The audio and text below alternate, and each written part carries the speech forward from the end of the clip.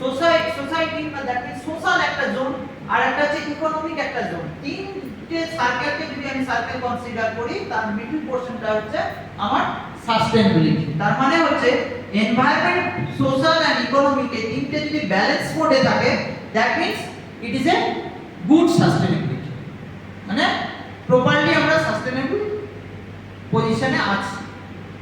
ঠিক আছে, এবার এনভায়রনমেন্ট বলতে কি হচ্ছে protecting natural resources, ecosystem, biodiversity for long term ecological health.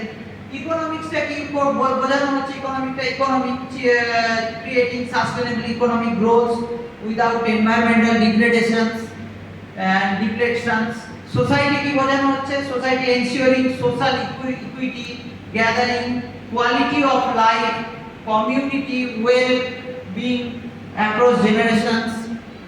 Please next slide.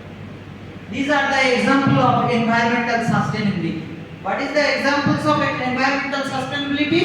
That is resource conservation, pollution prevention, protecting ecosystems, climate actions, waste reductions and renewable energies.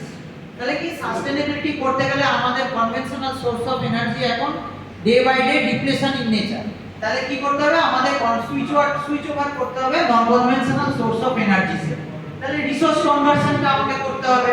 তাহলে pollution prevention, আমাদের day by day এত human activities এর জন্য আমাদের pollution day by day বাড়ছে, environmental pollution.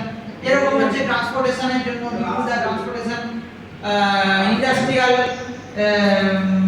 Effect, এগুলোর জন্য আমাদের পলিউশন বাড়ছে। এই পলিউশনটাকে আমাকে প্রিভেন্ট করতে হবে। কি করতে হবে, যে ইলেকট্রিক কার আমাদের ইউজ করতে হবে, non conventional source of environment use করতে হবে। যত কার্বন ডাই অক্সাইডের অ্যামাউন্টটাকে আমাকে মিনিমাইজ করা যায় সেটা আমি করতে হবে।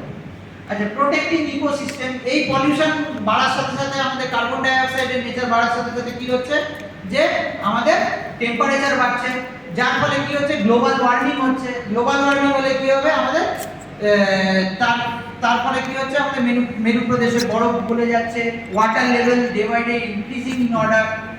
তাহলে কি হচ্ছে ক্লাইমেট চেঞ্জ হচ্ছে, ক্লাইমেট অ্যাকশন চেঞ্জ হচ্ছে।